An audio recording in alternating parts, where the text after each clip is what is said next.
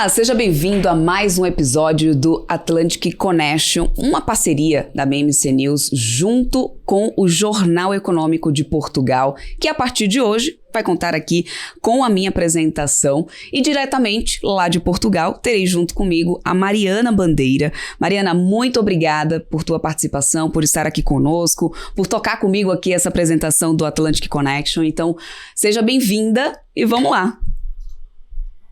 Muito obrigada, Débora. É verdade, a partir de Portugal estou eu, Mariana Bandeira, jornalista e coordenadora da área de empresas do Jornal Económico, para falar de um assunto que nos toca a todos.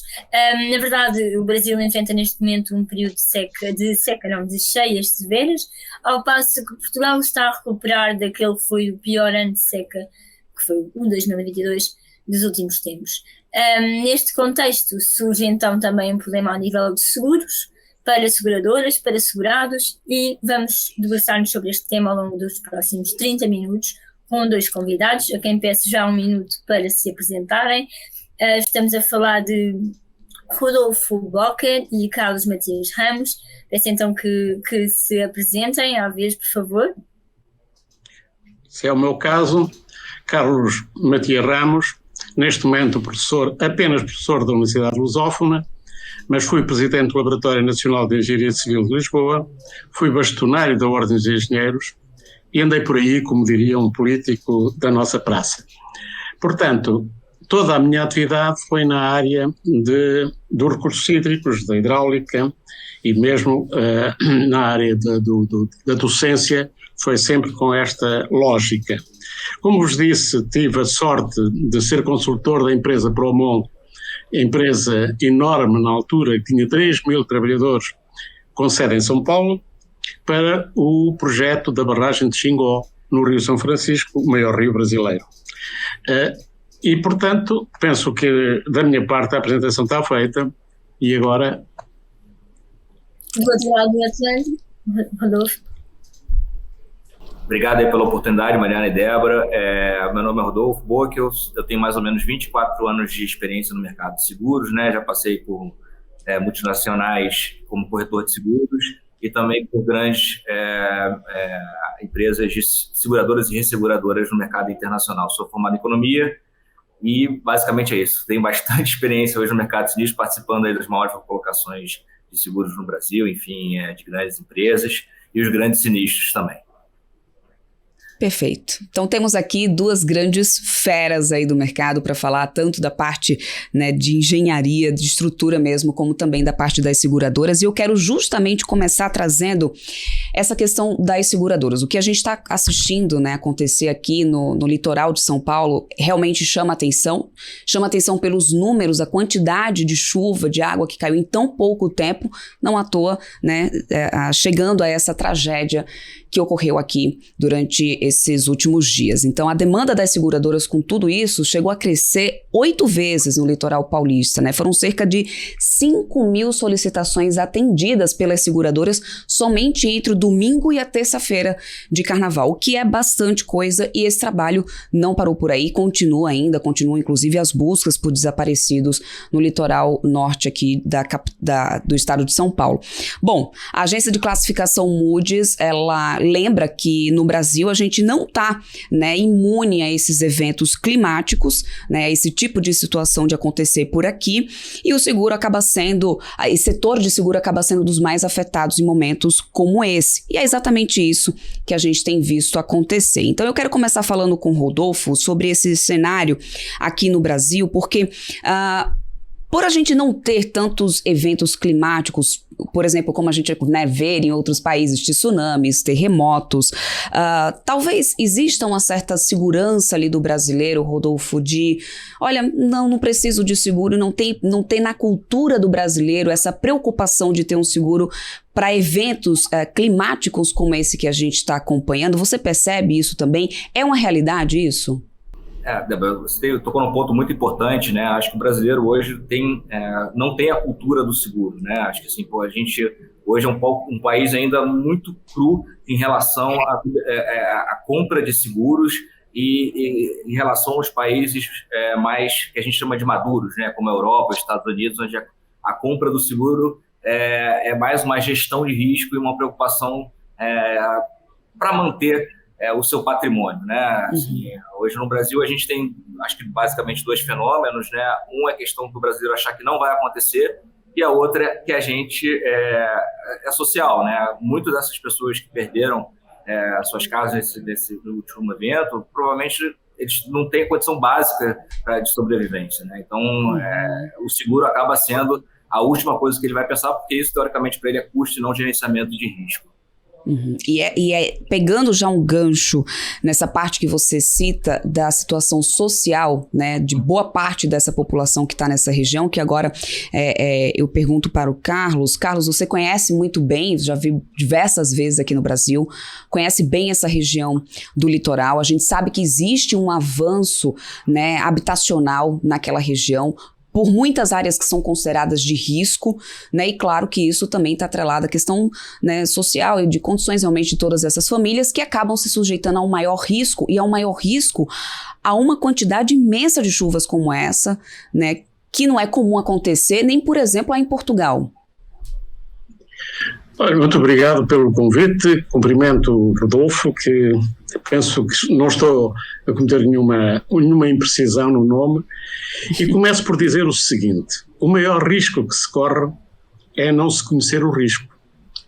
E, portanto, a importância da comunicação social é determinante no processo de divulgação do risco que as pessoas correm em determinadas zonas, nomeadamente riscos naturais. Há outros riscos tecnológicos, não interessa para aqui abordar. Quanto ao problema do seguro, efetivamente há uma cultura europeia de procurar ter seguros em determinadas áreas. Mas isto é válido para a população que tem mais poder de compra. Para a pessoa, como disse muito bem, que tem o dinheiro contado, o seguro é a última opção.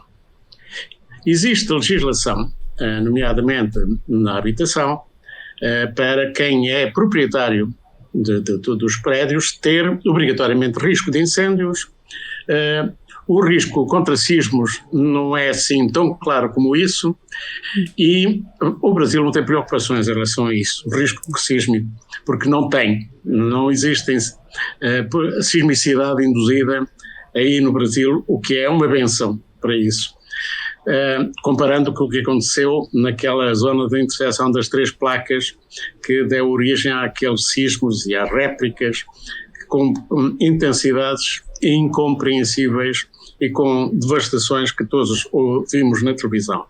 Sim. Portanto, aquilo que eu queria começar é dizer: o maior risco que se corre é não conhecer o risco. E a população não conhece o risco. Muitos planos de ordenamento do território são feitos sem ter em conta os riscos naturais.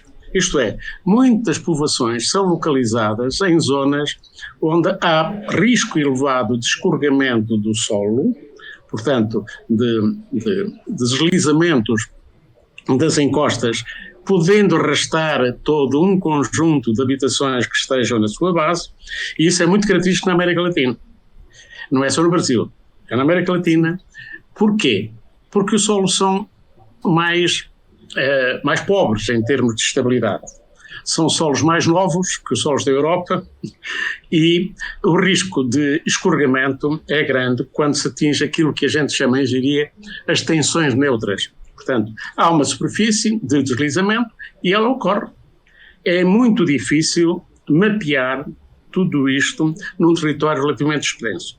Mas é possível, de uma forma genérica, quando se autoriza uma urbanização, estabelecer os princípios básicos para a sua não localização. Mas isso não é só no Brasil, aqui há uns anos em Portugal. Havia um terreno cedido pelo município, pela prefeitura, para a construção de uma escola. O que aconteceu? Era uma zona que ninguém queria e, portanto, foi lá construída a escola. Passada a sua construção, verificou-se que havia um risco de deslizamento da encosta subjacente. Consequência, custos enormes na execução de obras, tendo em vista a contenção daquela encosta para impedir o seu escorregamento, o seu deslizamento, com consequências catastróficas para aquela escola. Portanto, erros desses são cometidos com alguma frequência, e não é só no Brasil. Na América Latina, efetivamente, vemos povoações que se localizam junto às linhas de água, porque é o sítio mais plano, mais favorável, ou então em encostas que não são ocupadas, mas sem qualquer critério, sem que haja uma intervenção no ordenamento do território para evitar este risco dessa catástrofe.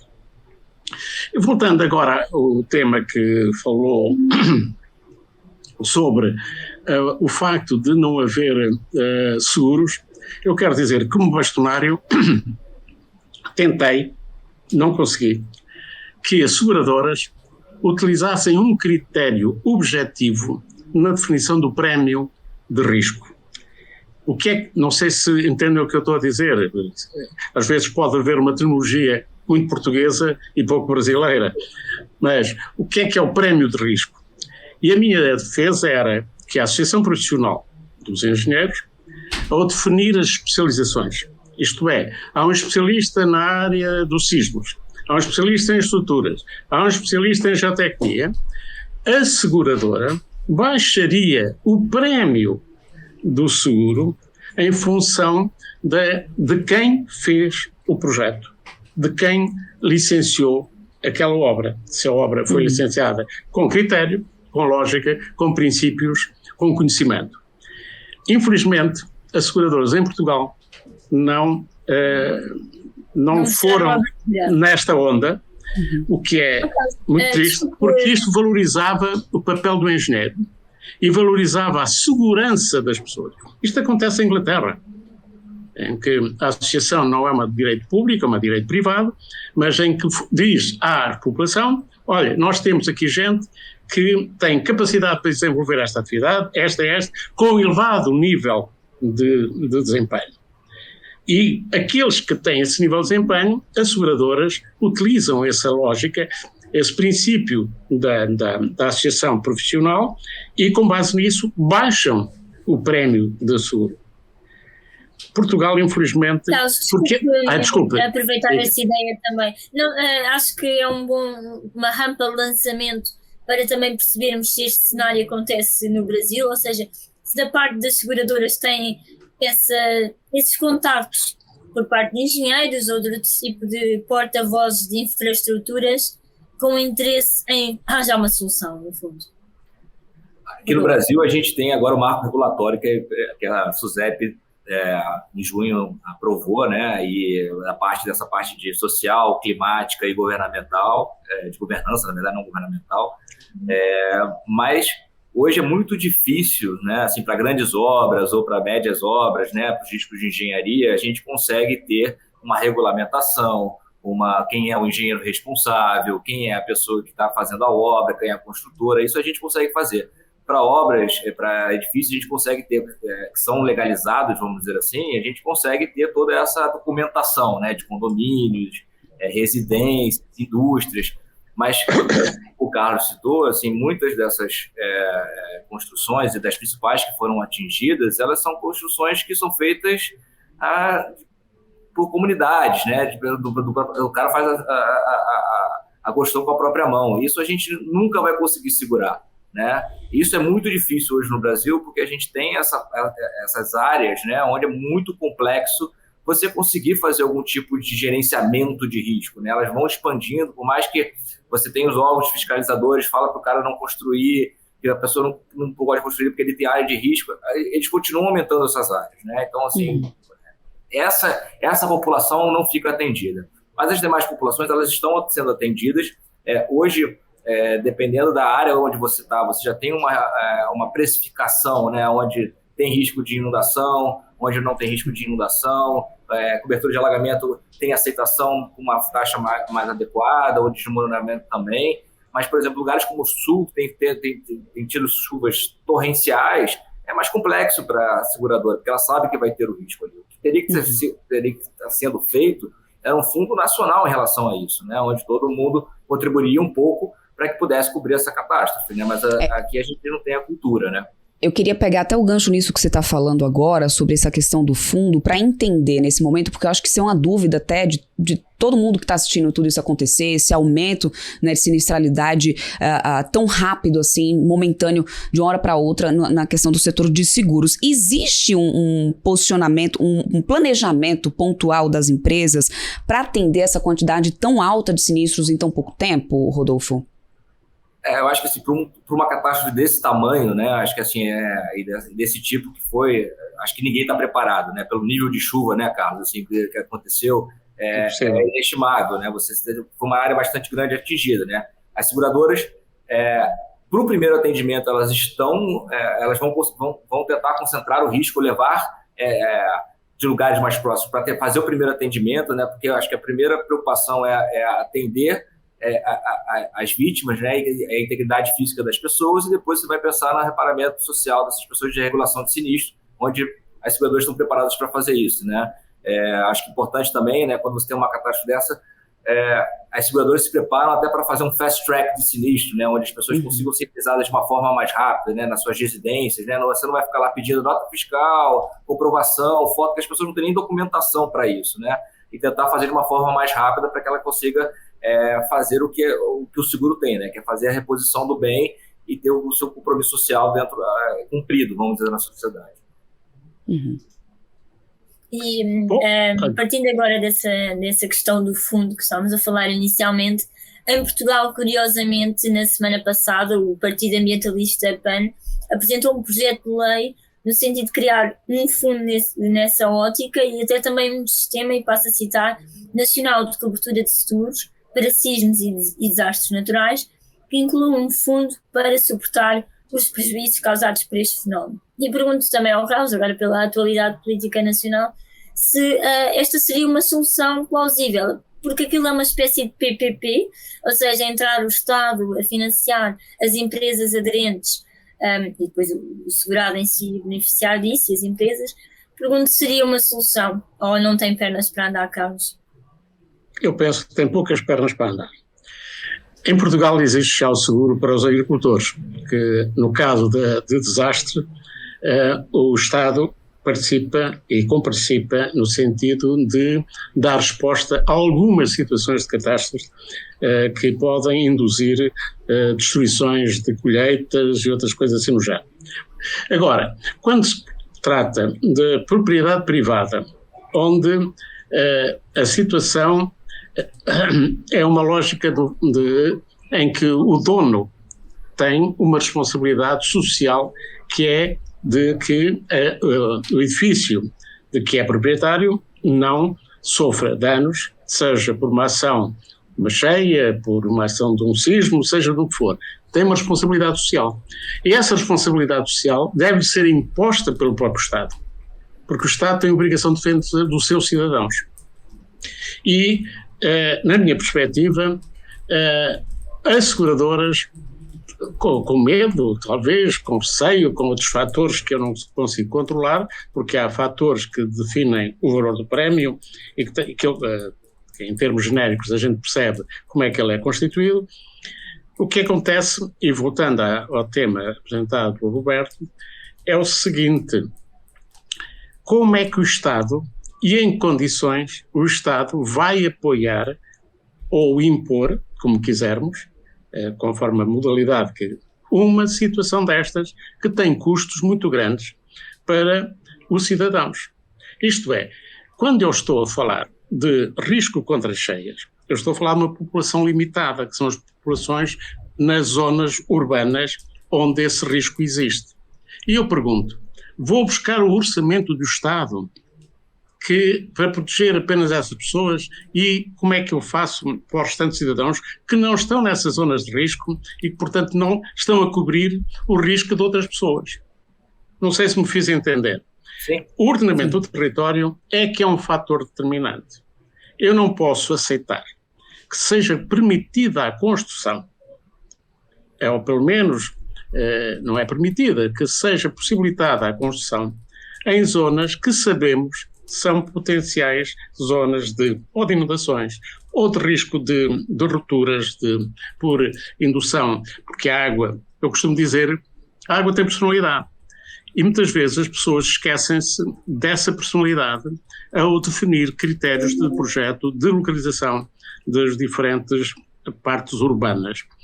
Eu há uns anos fiz um livro sobre risco-análises no caso de barragens e no caso de eventuais acidentes com barragens, como é que se deve atuar.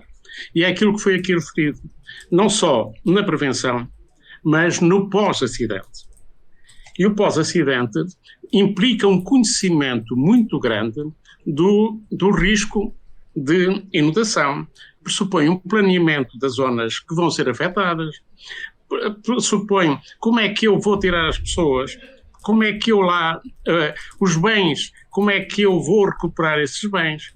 O risco cobre esses bens todos, independentemente das pessoas serem avisadas que ali não têm condições para ter aquela atividade. Portanto, há aqui um problema que é complexo e que tem a ver com o seguinte, no meu entender. O Estado não se pode substituir aos privados, porque o orçamento resulta de contribuições de todos os cidadãos.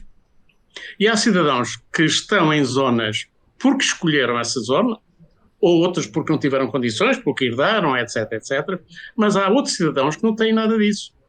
E, se for o orçamento do Estado, o que é que acontece? Esses cidadãos que não estão em risco estão a pagar, ou pelo menos não estão a usufruir, de uma benesse que é dada para quem está nessas zonas críticas. O que eu penso que é fundamental é o seguinte: mapeamento, loteamento, zonamento do território para evitar, para minorar, eliminar não há, risco nulo não existe, para minorar situações que possam criar catástrofes, que é o que está em causa. Não sei se vejo aí a acenar às vezes que o Carlos vai falando, pergunto se também é um problema que se coloca do seu lado do Atlântico e se essas necessidades de mapeamento e monitorização são as mesmas. Eu acho que é a mesma complexidade, né? Porque a gente aqui no Brasil, inclusive, a gente é um país continental, né? Onde a gente tem o clima do sul, ele é completamente diferente a gente tem um lugar que chove muito e um lugar que é seca, cerrado, né? Ou quase não chove, né? Então, assim, como é que a gente vai mensurar isso? E como é que a gente vai botar o mutualismo do seguro nessa questão, onde todo mundo contribui um pouco para que todo mundo seja beneficiado lá no final. Esse cara, o cidadão lá do Cerrado, ele nunca vai ter uma cheia, né? Então faz sentido isso para ele, né? A gente vê pelo outro lado as seguradoras também investindo, né, nessa parte de sustentabilidade, né, tentando pegar riscos mais com carbono, menos carbono, que poluam menos, né? Tem esse outro lado também que não resolve, mas não resolve o problema, né? Você conseguir ter iniciativas, né, para essa parte mais de ambientais, né, de energia limpa, menos carbono, mas que não resolve o problema na prática de quem precisa da cobertura hoje, né? Você vai resolver isso a longo prazo e diminuir os danos causados ao clima, né? O Carlos comentou aí do agronegócio, né? A gente, nos últimos 2 anos aqui, devolveu no Brasil quase 20 bilhões para os agricultores por conta de 2 efeitos grandes aqui. Um, seca, e outro, muita chuva. Então, assim, como é que resolve esse negócio? Você aumentando a sua área, né? A gente tem só 20% do agronegócio segurado no Brasil, né? Que é um dos exemplos de clima, né? Os outros 80% não estão, porque ou são grandes propriedades, ou eles entendem que não estão sendo afetados pelo clima, mas não deixa de ser mutualismo para a própria cadeia, porque parte dessa cadeia acaba tendo restrições de seguro, porque você limita muito o risco. É só onde tem o problema, que é o problema do alagamento, que é o problema do desmoronamento. Você só tem uma área afetada e você não consegue expandir o seguro para que a gente tenha mutualismo de todo mundo. Não sei se o Carlos gostaria de complementar, porque eu acho que ele tem bastante experiência para nos ajudar. Sim. Não, eu só queria dizer o seguinte: as pessoas sentem as cheias urbanas, mas depois, passados uns tempos, já não se lembram delas. Pessoas que tiveram catástrofes induzidas por uma situação de cheia, passado um tempo a memória é curta. E, portanto, passados uns meses, não vão pensar, eu devia ter tido um seguro, eu devia ter tido medidas estruturais no sentido de minorar os efeitos, etc. Porque a memória do homem é curta nestas coisas. E a memória dos centros urbanos ainda mais curta é. Os centros urbanos sentem as cheias, mas, passado pouco tempo, deixam de sentir. Se formos agora a Lisboa, que vai estar um grande projeto no sentido da captação das águas em excesso, portanto, um sistema de drenagem mais eficaz para Lisboa, as pessoas agora dirão, para que é que se vai gastar tanto dinheiro? Porque já não pensaram nas cheias que tiveram. É este um grande problema de quem lida com estes temas. O facto de que ocorre uma situação de catástrofe e, passado alguns tempos, esquecemos-la. Vejamos o que aconteceu em Lisboa com o terremoto de 1755. Logo depois introduziram-se medidas, tanto quanto possível, com alguma eficácia, logo após o terremoto, mas no fim do século XIX e princípio do século XX, ninguém falava em sismos. Ninguém se preocupava com o tema. Porque já era há muito tempo, isso já passou, já não vai acontecer. É este não vai acontecer que faz com que a cheia se transforme em catástrofes, em mortes e em destruição de bens que o Estado tem a obrigação de preservar. Perfeito. Bom, não sei se fui claro nesse objetivo. Sim, foi bastante. Aliás, eu quero muito agradecer pela tua colaboração. O nosso tempo passa muito rápido, inclusive a gente já está, né, chegando aqui ao finalzinho. Então eu quero muito agradecer a tua participação, Rodolfo, aqui do Brasil, trazendo um pouco da visão desse setor, né, das seguradoras, e também, claro, a tua participação e o teu tempo aqui conosco, Carlos, trazendo, né, o teu conhecimento em relação a isso e justamente aos riscos, né, que temos sim também aqui do Brasil, né, Mariana? É verdade, e foi de facto um gosto estar aqui convosco, Débora, Rodolfo e Carlos. Isso eu consigo também em casa e é por isso que nos despedimos neste momento, deixando desde já a promessa de que regressamos na próxima semana com novos temas e outros convidados. Continua a seguir o Atlantic Connection em podcast e vídeo.